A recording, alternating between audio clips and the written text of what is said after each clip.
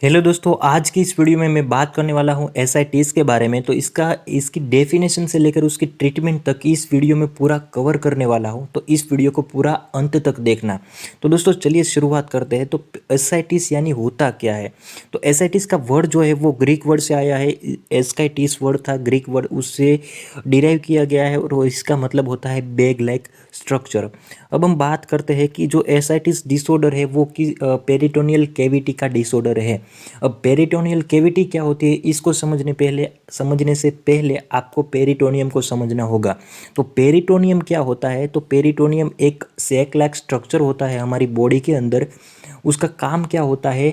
उसका काम होता है हमारे जो अंदर के ऑर्गन होते हैं वो, और उसकी जो हमारी एब्डोमिनल वॉल होती है उसके बीच में सेपरेट करता है। जो इसकी वजह से हमें जो ऑर्गन के बीच में और एब्डोमिनल वॉल और ऑर्गन के बीच में फ्रिक्शन ना हो, इसका मेन फंक्शन पेरिटोनियम का ये होता है। अब हम देखते हैं तो पेरिटोनियम क्या होता है। पेरिटोनियम दो लेयर में डिवाइडेड होता है। एक होता है पैराइटल पेरिटोनियम और दूसरा होता है विसरल पेरिटोनियम। जो विसरल पेरिटोनियम होता है वो हमारे ऑर्गन के ऊपर आवृत होता है, वो ऑर्गन के आजू बाजू होता है। और जो पैराइटल पेरिटोनियम होता है वो एब्डोमिनल वॉल के साथ कंबाइन होता है। तो ये पैराइटल हो गया बाहर का और विसरल हो गया अंदर का। अब देखते हैं जो दोनों लेयर के बीच में एक कैविटी होती है उसे हम पैराइटोनियल कैविटी कहते हैं। अब उस पैराइटोनियल कैविटी के अंदर एक फ्लूइड भरा हुआ आता है, उसे पैराइटल फ्लूइड कहते हैं। ओके, तो इतना समझ गया। अब हम बात करते हैं क्या होता है कि जो it is disorder of peritoneal cavity. Ascites जो है वो पेरिटोनियल कैविटी का डिसऑर्डर है। अब क्या होता है, पेरिटोनियल कैविटी क्या होते हैं? Space between parietal peritoneum and visceral peritoneum. Okay, that separate organ from the abdominal wall, ये भी हमने देख लिया। Largest serous sac in the body that produce 50 ml of the fluid per day. जो ये पेरिटोनियल फ्लूइड है वो कितना अमाउंट में प्रोड्यूस होता है? वो 15 ml पर डे के हिसाब से प्रोड्यूस होता है। तो ये हमने देख ली पेरिटोनियम और पेरिटोनियल कैविटी और पेरिटोनियल फ्लूइड। तो दोस्तों अब हम बात करते हैं पेरिटोनियल फ्लूइड। तो पेरिटोनियल फ्लूइड का मेन फंक्शन क्या होता है? वो लुब्रिकेटिंग फ्लूइड है। वो क्या करता है? लुब्रिकेट करता है। इसके साथ reduce friction during the digestion. अब हम देखते हैं तो जो स्टमक होता है उसके डाइजेशन में उसकी मूवमेंट होती है, तो उसकी मूवमेंट को क्या करता है? मूवमेंट की वजह से अदर ऑर्गन्स में कोई कोई डिस्टर्ब ना हो, इसके लिए क्या करता है? रिड्यूस, हमारी जो फ्रिक्शन होती है उसे रिड्यूस करता है। उसके साथ साथ उसमें क्या क्या होता है? इलेक्ट्रोलाइट्स होते हैं, एंटीबॉडीज़ होती है और वाटर होता है हमारे पेरिटोनियल फ्लूइड में। अब हम बात करते हैं एसआईटिस के बारे में। तो एसआईटिस यानी क्या होता है? तो उसकी पहले डेफिनेशन देखते हैं। तो एसआईटिस यानी accumulation of the excessive fluid in the peritoneal cavity. Ascites का मतलब क्या होता है? Excessive fluid in the peritoneal cavity. अब देखिए, नॉर्मल 50 ml पर डे के हिसाब से प्रोड्यूस पैराइटल फ्लूइड हो रहा है। अगर इसमें कोई डिसफंक्शन होता है और 50 ml से ज़्यादा प्रोड्यूस होने लगता है तो उस कंडीशन को हम कहते हैं एसाइटिस। ओके, तो अब हम बात करते हैं उसकी इटियोलॉजी के ऊपर। उसके अब जो प्रोड्यूस हो रहा है फ्लूइड, ये सबसे ज़्यादातर प्रोड्यूस हो रहा है, तो इसका मेन कारण क्या क्या हो सकते हैं? तो इसके बारे में बात की है। तो उसके कारण दो टाइप में डिवाइडेड किए हैं। एक होता है उसके जो टाइप के अकॉर्डिंग, और दूसरा होता है जो फ्लूइड भर रहा है वो फ्लूइड का कौन सा कैरेक्टरिस्टिक से ऊपर उसके दो टाइप डिवाइडेड किए गए हैं। अब जो टाइप के हिसाब से कोई डिजीज़ की वजह से जो फ्लूइड एक्यूमुलेशन होता है, तो सबसे पहला हो गया उसमें portal hypertension, cardiac causes, malignant causes और इन्फ्लेमेटरी कोजिस। ये क्या हो गया? अलग अलग सिचुएशन के हिसाब से जो प्रोड्यूस हो रहा है फ्लूइड पेरिटोनियल कैविटी के अंदर, तो वो ये हो गया। और अगर हम अकॉर्डिंग टू कलेक्शन जो फ्लूइड हो रहा है पेरिटोनियल कैविटी के अंदर उसकी बात करें तो उसमें आता है ट्रांसुडेंट, एक्सुडेंट, हेमरेजिक, चैलोस और क्लाउडी। ओके, तो ये हो गया हमारा इटियोलॉजिकल टाइप्स। हमारे कारण होते हैं वो दो टाइप में डिवाइडेड होते हैं। अब हम एक एक करके सब कारण को डीपली देखते हैं। तो सबसे पहले हो गया हमारा पोर्टल हाइपरटेंशन। अब देखते हैं, सबसे पहले इसकी टर्मिनोलॉजी समझते हैं। पोर्टल हाइपरटेंशन होता क्या है? ओके, तो पोर्टल हाइपरटेंशन यानी elevated in pressure in the portal venous system. अब क्या होता है, हमारी जो पोर्टल वेनस सिस्टम होती है उसमें जो प्रेशर इंक्रीज होता है तो उस कंडीशन को हम कहते हैं पोर्टल हाइपरटेंशन। ओके, तो पोर्टल हाइपरटेंशन क्या होता है? हमारा जो लीवर होता है उसमें जो बेसिक बेसिकली मेन जो ब्लड सप्लाई होती है वो वेनस ब्लड सप्लाई होती है।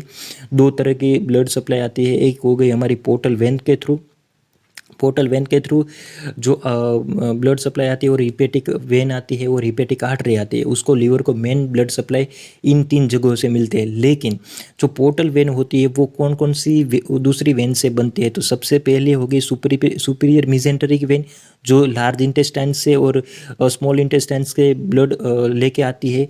उसके बाद आ गया इन्फीरियर मिजेंटरिक वेन और स्प्लेनिक वेन।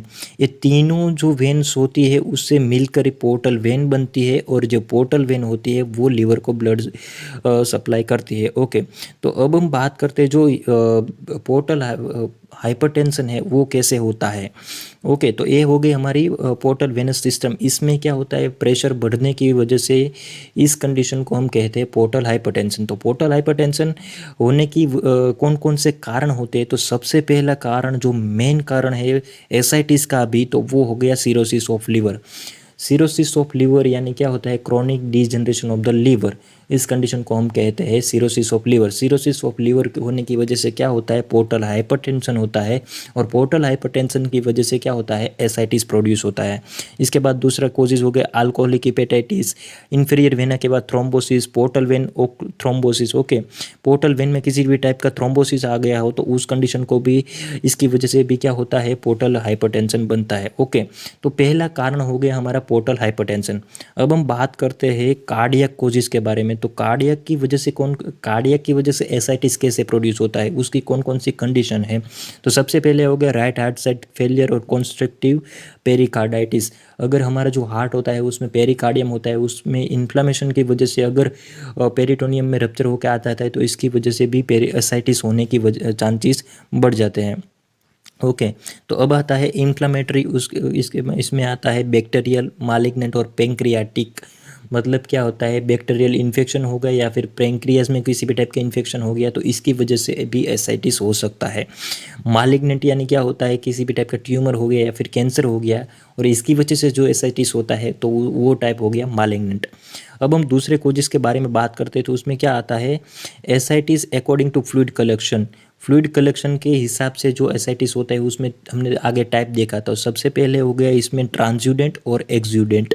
जो ट्रांसुडेंट, अब हम देखते हैं कि जो हमारी पैराइटल कैविटी है उसमें फ्लूइड है वो ट्रांसुडेंट फ्लूइड भर चुका है, तो उसमें इसकी कारण कौन कौन से होते हैं ट्रांसुडेंट फ्लूइड भरने के, तो उसके कारण होता है cirrhosis of liver, portal hypertension, nephrotic syndrome, constructive pericarditis.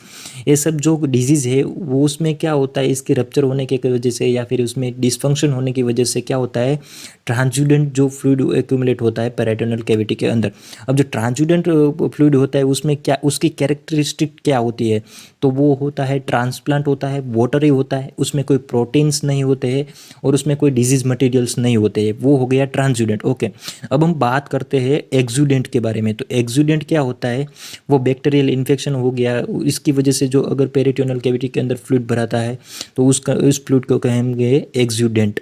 उसके बाद पेंक्रियाटिक हो गया। जो एक्सुडेंट फ्लूइड है उसकी कैरेक्टरिस्टिक क्या होती है, वो फ्लूइड में बैक्टीरियल मटेरियल होते हैं, डिजीज़ मटेरियल होते हैं, उसमें ज़्यादा प्रोटीन्स होते हैं और उसके साथ साथ क्या होता है वो डार्क कलर का होता है, ट्रांसप्लांट नहीं होता है। तो ये हो गई एक्सुडेंट जो फ्लूइड होते हैं उसकी कैरेक्टरिस्टिक। तो दोस्तों अब हम बात करते हैं, जो हमने आगे बात की एसाइटिस की डेफिनेशन के बारे में बात की, उसके कारण के बारे में बात की। अब हम बात करते हैं एसाइटिस के पैथोलॉजी के ऊपर। तो पैथोलॉजी सबसे पहले क्या होता है, क्रोनिक जो डिजनरेशन होता है लीवर का, उस कंडीशन को हम क्या कहते हैं, सिरोसिस ऑफ लीवर। अब सिरोसिस ऑफ लीवर की वजह से एसाइटिस कैसे होता है वो हम देखेंगे पैथोजेनेसिस में। तो सबसे पहले जो कंडीशन होती है या फिर किस क्राइटेरिया बनता है वो होता है सिरोसिस ऑफ लीवर। ओके, हमने सिरोसिस ऑफ लीवर इसमें हो गया। अब हम बात करते हैं सिरोसिस ऑफ लीवर होने की वजह से क्या होता है। देखिए, हमारे जो बॉडी के अंदर प्लाज्मा प्रोटीन्स होते हैं, मेनली एल्ब्यूमिन, वो कहाँ पर बनता है, वो बनता है लीवर में।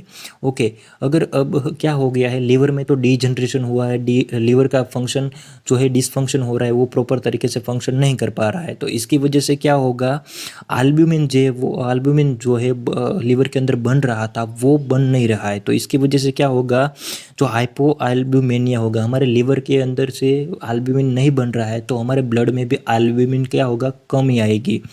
अब एल्ब्यूमिन की कमी की वजह से क्या होगा, हमारे जो ब्लड में जो ऑन्कोटिक प्रेशर होता है वो होता है प्लाज्मा प्रोटीन की वजह से। अब एल्ब्यूमिन ही नहीं आ रहा है तो इसकी वजह से क्या होगा, जो हमारा ऑन्कोटिक प्रेशर है वो डिक्रीज हो जाएगा। अब ऑन्कोटिक प्रेशर डिक्रीज होने की वजह जो क्या होता है, इस प्रेशर का डिक्रीज होने की वजह से क्या होता है, जो हमारी कैपिलरीज के अंदर या फिर ब्लड वेसल्स के अंदर जो ब्लड है वो कहाँ पर आ जाता है, जो एक्स्ट्रा सेल्यूलर स्पेस होती है वहाँ पर आ जाता है। तो इसकी वजह से क्या होता है, एसाइटिस होता है। अब हम दूसरा क्राइटेरिया देखते हैं। तो दूसरा क्राइटेरिया में क्या होता है, अगर सिरोसिस ऑफ लीवर हो चुका है, यानी कि हमारे लीवर के जो हिपेटोसाइट्स है वो डिजनरेशन हो रहा है, तो उसकी वजह से क्या होता है, जो पोर्टल हाइपरटेंशन होता है। पोर्टल हाइपरटेंशन यानी जो ब्लड जा रहा है पोर्टल वेन के थ्रू, उसमें क्या होगा, रेजिस्टेंस आएगा। रेजिस्टेंस के आने की वजह से क्या होगा, हमारे पोर्टल वेन में क्या होगा, ब्लड का प्रेशर इंक्रीज होगा। ओके, तो जो पोर्टल वेन के थ्रू जो ब्लड प्रेशर इंक्रीज हो रहा है, तो इसकी वजह से क्या होगा, कैपिलरीज में हाइड्रोस्टैटिक प्रेशर इंक्रीज होगा। तो रेजिस्टेंस आएगा तो हाइड्रोस्टैटिक प्रेशर भी इंक्रीज होगा, और इसकी वजह से क्या होगा, जो कैपिलरीज में से फ्लूइड है वो कहाँ पर आएगा, एक्स्ट्रा सेल्यूलर स्पेस में आएगा, और इसकी स्पेस में फ्लूइड आने की वजह से क्या होगा, एसाइटिस होगा। ये हो गया दूसरा क्राइटेरिया। अब हम बात करते हैं तीसरे क्राइटेरिया के बारे में। तो तीसरे क्राइटेरिया क्या होता है, तो इसमें क्या होता है, जो पोर्टल हाइपरटेंशन होता है इसकी वजह से क्या होता है, हमारी बॉडी में ऐसे चेंजेस आते हैं, स्प्लैंक्निक वाजोडाइलेशन। अगर क्या होता है, इसमें हाइपरटेंशन आ रहा है तो हाइपरटेंशन को कम करने के लिए क्या करेंगे, जो हमारी बॉडी है वो ब्लड वेसल्स को डायलेट करेगी। अगर ब्लड वेसल्स डायलेट करेगी तो इसकी वजह से क्या होगा, जो ब्लड फ्लो जा रहा है वो डिक्रीज़ हो जाएगा।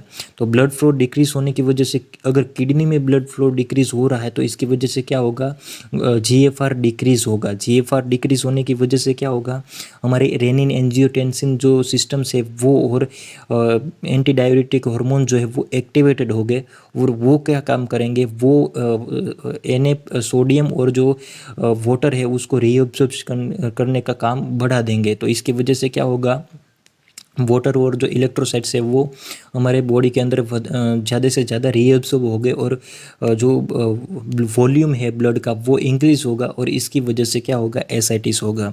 और पांचवा जो चौथा क्राइटेरिया है वो क्या कहता है, अगर हिपेटोसाइट्स डीजनरेशन हो रहे हैं तो जो लीवर की बाहर की सरफेस होए उसमें भी क्या होगा, वो डीजनरेशन होगा, और डीजनरेशन की वजह से जो ऊजेस होते हैं उसमें जो बैक्टीरियल इन्फेक्शन होते हैं वो ऊज होकर पेरिटोनियल कैविटी के अंदर आते हैं, और वहाँ पर क्या करते हैं, एसाइटिस प्रोड्यूस करते हैं। तो दोस्तों ये हो गई सिरोसिस ऑफ लीवर की पैथोलॉजी। अब हम बात करते हैं ascites due to venous obstruction. हमने आगे कोज के बारे में बात की कि आगे जो पोर्टल वेन है उसमें किसी भी टाइप का ऑब्स्ट्रक्शन होने की वजह से भी हमें एसाइटिस होता है। तो वो किस तरीके से होता है, सबसे पहले इंफीरियर वेना केवा में ऑब्स्ट्रक्शन आता है तो इसमें क्या होता है, इंक्रीज हाइड्रोस्टैटिक प्रेशर बनने लगता है हमारी सभी वेसल्स में, और इसकी वजह से जो फ्लूइड होता है वो बाहर की तरफ आ जाता है, और इसकी वजह से एसाइटिस प्रोड्यूस होता है। तो ये हो गए ascites due to venous obstruction. अब हम बात करते हैं लिम्फ में ऑब्स्ट्रक्शन की वजह से क्या होता है। तो सबसे पहले लिम्फ में ऑब्स्ट्रक्शन आता है तो लिम्फ नोड एनलार्जमेंट होता है। एनलार्जमेंट होने के बाद वो रप्चर होकर कहाँ पर जाता है, पेरिटोनियल कैविटी के अंदर, और इसकी वजह से भी एसाइटिस हो सकता है। अब हम बात करते हैं पैंक्रियाटाइटिस के, जो एसाइटिस होता है वो पैंक्रियाटाइटिस के कैसे होता है। तो क्या होता है, अगर पैंक्रियाज में इन्फ्लामेशन है या इरिटेशन है तो उसकी वजह से क्या होता है, जो बैक्टीरियल मटेरियल होता है या फिर डिजनरेशन हुआ पैंक्रियाज हुए वो सीधा रप्चर कहाँ होता है, पेरिटोनियल कैविटी के अंदर। इसकी वजह से क्या होता है, एसाइटिस प्रोड्यूस होता है। तो हमने देख लिया हमारी पैथोलॉजी के, देख लिया हमने, इसके बाद इससे पहले हमने देखा कारण देख लिया, और इससे पहले डेफिनेशन देखी। तो एसाइटिस की पैथोलॉजी, कारण और क्या होता है, डेफिनेशन, कॉजेज और पैथोलॉजी कंप्लीट होती है।